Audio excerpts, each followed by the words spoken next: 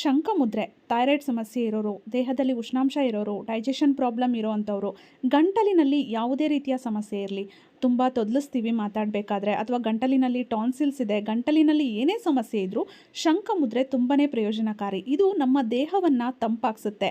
ತುಂಬ ಜ್ವರ ಬಂದಿದೆ, ದೇಹದಲ್ಲಿ ಉಷ್ಣ ಜಾಸ್ತಿ ಆಗಿದೆ ಅಂದಾಗ ಕೂಡ ನೀವು ಇದನ್ನು ಪ್ರಾಕ್ಟೀಸ್ ಮಾಡ್ಬೋದು. ನೋಡಿ, ಈ ರೀತಿ ಇದೆ ಶಂಖಮುದ್ರೆ. ಇದನ್ನು ದಿನಕ್ಕೆ ನೀವು 20ರಿಂದ 45 ನಿಮಿಷದವರೆಗೂ ಪ್ರಾಕ್ಟೀಸ್ ಮಾಡಬಹುದು. ಒಂದೇ ಸಲ ಕೂತು ಪ್ರಾಕ್ಟೀಸ್ ಮಾಡಬೇಕಾ ಅಂದರೆ ಇಲ್ಲ, ನೀವು ಬೆಳಗ್ಗೆ 15 ನಿಮಿಷ, ಸಂಜೆ 15 ನಿಮಿಷ, ಅಥವಾ ಸಮಯ ಸಿಕ್ಕಿದ್ರೆ ಮಧ್ಯಾಹ್ನ 15 ನಿಮಿಷ ಪ್ರಾಕ್ಟೀಸ್ ಮಾಡ್ಬೋದು. ನೋಡಿ, ಈ ರೀತಿ ನಿಮ್ಮ ಎದೆಯ ಮುಂಭಾಗದಲ್ಲಿ ಇಟ್ಕೊಂಡು ನೀವು ಓಂಕಾರವನ್ನು ಕೂಡ ಪಠನೆ ಮಾಡಬಹುದು. ಅದರಿಂದ ಇನ್ನೂ ಒಳ್ಳೆಯ ಪ್ರಯೋಜನ ಸಿಗುತ್ತೆ. ಶಂಖಮುದ್ರೆಯ ಜೊತೆ ನೀವು ಮೆಡಿಟೇಷನ್ ಮಾಡಿದ್ರೆ ಅದ್ಭುತ ಪ್ರಯೋಜನ ಸಿಗುತ್ತೆ ಸ್ನೇಹಿತರೆ. ನಿಮ್ಮ ಗಂಟಲಿನ ಸಮಸ್ಯೆ ನಿವಾರಣೆ ಆಗುತ್ತೆ. ಮಹಿಳೆಯರಲ್ಲಿ ಥೈರಾಯ್ಡ್ ಸಮಸ್ಯೆ ತುಂಬ ಕಾಡುತ್ತೆ. ಥೈರಾಯ್ಡ್ ಬರದಂತೆ ತಡೆಗಟ್ಟುತ್ತೆ. ಈಗಾಗಲೇ ಥೈರಾಯ್ಡ್ ಬಂದಿದ್ದರೆ ಅದರ ನಿವಾರಣೆಗೂ ಕೂಡ, ಅದನ್ನು ಕಂಟ್ರೋಲ್ ಮಾಡೋದಕ್ಕೂ ಕೂಡ ಇದು ತುಂಬ ಸಹಾಯ ಮಾಡುತ್ತೆ.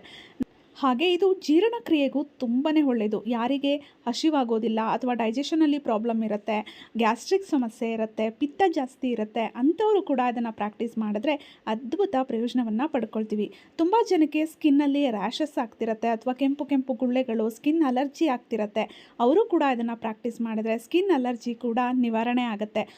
ನಮ್ಮ ದೇಹ ಮತ್ತು ಮನಸ್ಸು ಎರಡೂ ಶಾಂತವಾಗಿರೋದಕ್ಕೆ ಇದು ತುಂಬಾ ಸಹಕಾರಿ ಸ್ನೇಹಿತರೆ. ಎಲ್ಲರೂ ಅಭ್ಯಾಸ ಮಾಡಿ, ತುಂಬಾ ಒಳ್ಳೆಯದು. ಶಂಖಮುದ್ರೆಯನ್ನು 15 ನಿಮಿಷ ಮಾಡಿದ್ರೆ ನೀವು ಕಡೆ ಪಕ್ಷ ಒಂದು 3 ನಿಮಿಷನಾದರೂ ಈ ಪ್ರಾಣಮುದ್ರೆಯನ್ನು ಅಭ್ಯಾಸ ಮಾಡಿ. ಎರಡೂ ಕೈಯಲ್ಲೂ ಪ್ರಾಣಮುದ್ರೆಯನ್ನು ಅಭ್ಯಾಸ ಮಾಡಿ. ಅದರಿಂದ ನಿಮಗೆ ತುಂಬಾ ಪ್ರಯೋಜನ ಸಿಗುತ್ತೆ. ಶಂಖಮುದ್ರೆಯಿಂದ ಸಿಗಬಹುದಾದಂತಹ 100% ಬೆನಿಫಿಟ್ ಸಿಗುತ್ತೆ. ಜೊತೆಗೆ ಪ್ರಾಣಮುದ್ರೆ ಕೂಡ ನಿಮ್ಮ ದೇಹದ ಚೈತನ್ಯವನ್ನು ಹೆಚ್ಚು ಮಾಡುತ್ತೆ. ವಿಡಿಯೋ ಉಪಯೋಗಕಾರಿ ಅಂತ ಅನಿಸಿದರೆ ವಿಡಿಯೋವನ್ನು ಲೈಕ್ ಮಾಡಿ, ಶೇರ್ ಮಾಡಿ, ನನ್ನ ಚಾನಲ್ನ ಸಬ್ಸ್ಕ್ರೈಬ್ ಮಾಡಿ, ಸಪೋರ್ಟ್ ಮಾಡಿ. ನನ್ನ ಚಾನಲ್ಗೆ ವಿಸಿಟ್ ಮಾಡಿ. ಈ ರೀತಿಯ ಸಾಕಷ್ಟು ಉತ್ತಮವಾದ ವಿಡಿಯೋಗಳು ನಿಮಗೆ ನೋಡೋದಕ್ಕೆ ಸಿಗುತ್ತೆ. ಮತ್ತೆ ಭೇಟಿಯಾಗೋಣ. Thank you.